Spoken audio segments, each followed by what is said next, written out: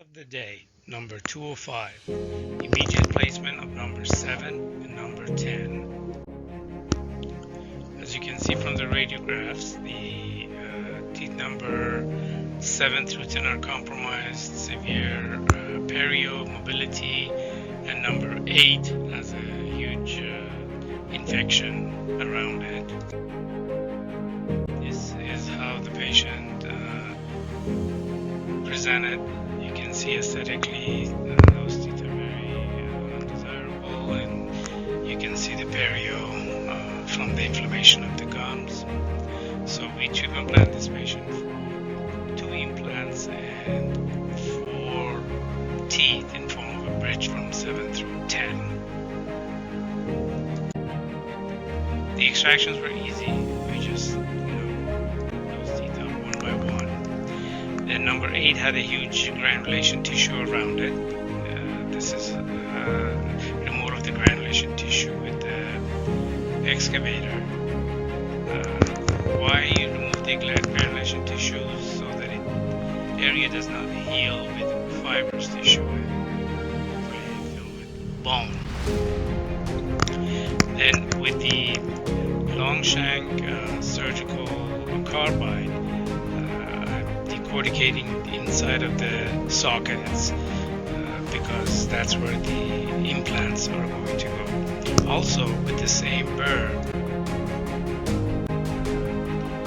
make the marking from the beginning of the osteotomy.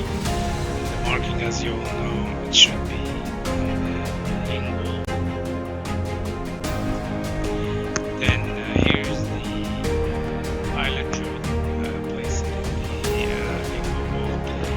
The most important thing to remember when we do these anterior cases is that our implant should be distal enough so that we have the emergence profile where we want it to be.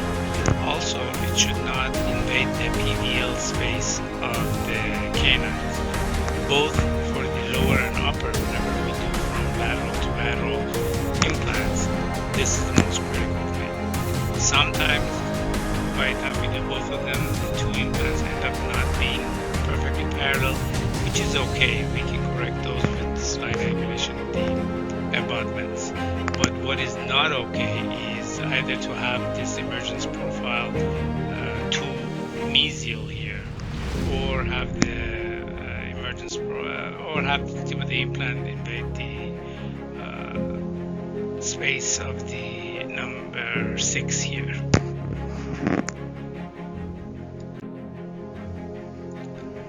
Now again, as you see,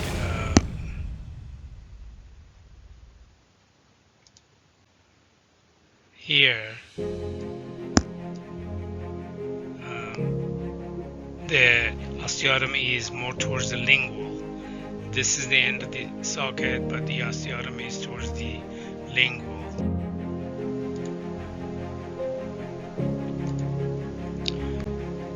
So here, see, the osteotomy is on the lingual wall of the socket. If you want to divide the socket here by 2, this is on the lingual half. Then we go to the progressive drills. As you can see in this one here.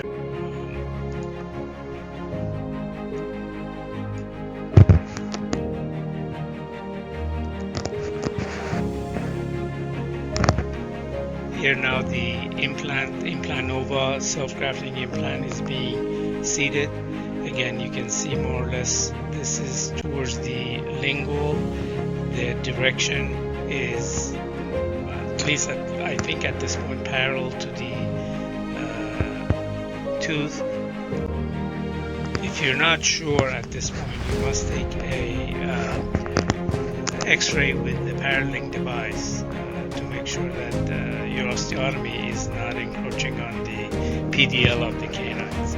Here, this number 6 implant is being placed, has been placed number 7, and here is number 10 that is going to be placed. The 2 implants are in place right now. As you can see here, there are sub crestal by about a millimeter and a half, both areas here and here. These implants work best when they are slightly subcrestal, so the bone can grow over this bone shoulder, the area that's filled in with blood right now. As you can see, this area that's filled in with blood, it will be filled with bone if everything goes well without infection.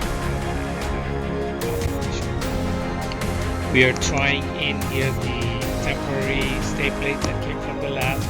It had too much space between here and underlying gum, so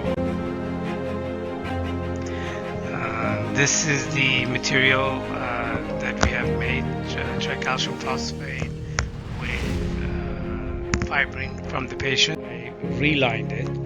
Now going back for the closure of the wound, you can see here the healing cap. I put a medium narrow healing cap here, medium neck, narrow platform for the lateral.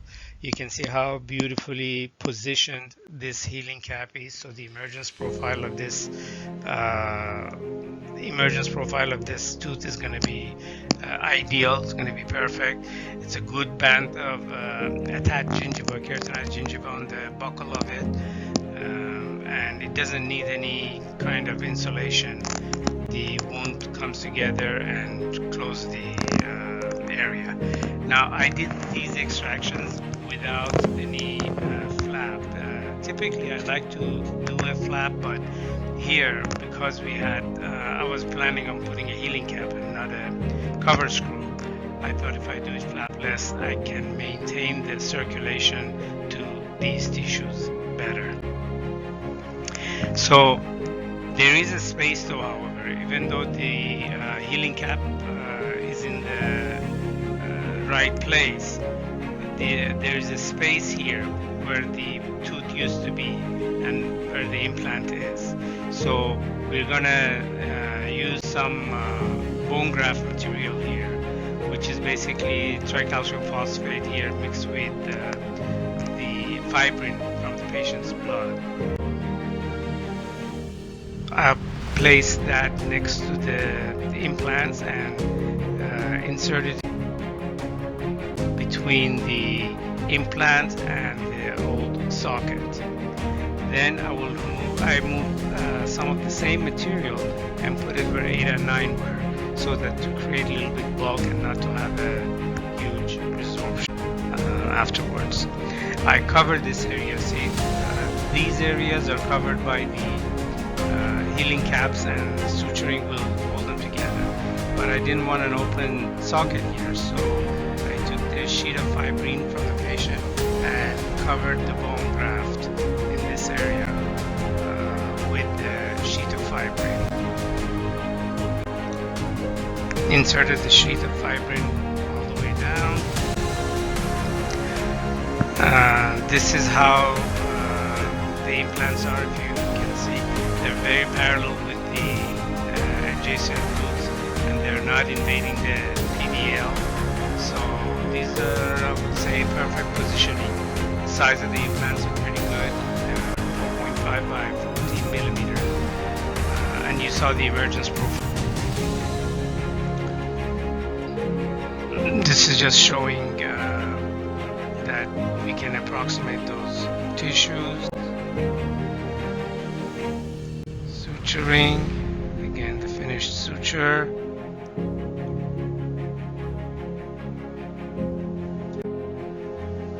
This is the temporary in place. Now it's relined, and this part of the temporary has been trimmed down so that it doesn't cut into the lip, and we have made sure there is no pressure on the gum anywhere, and especially I emptied out this area and this area not to put pressure on the healing cap.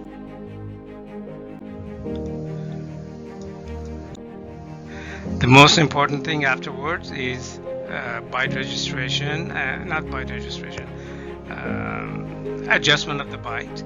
So we use articulating paper and we make sure that the vertical stop is by the patient's natural teeth and not by the flipper.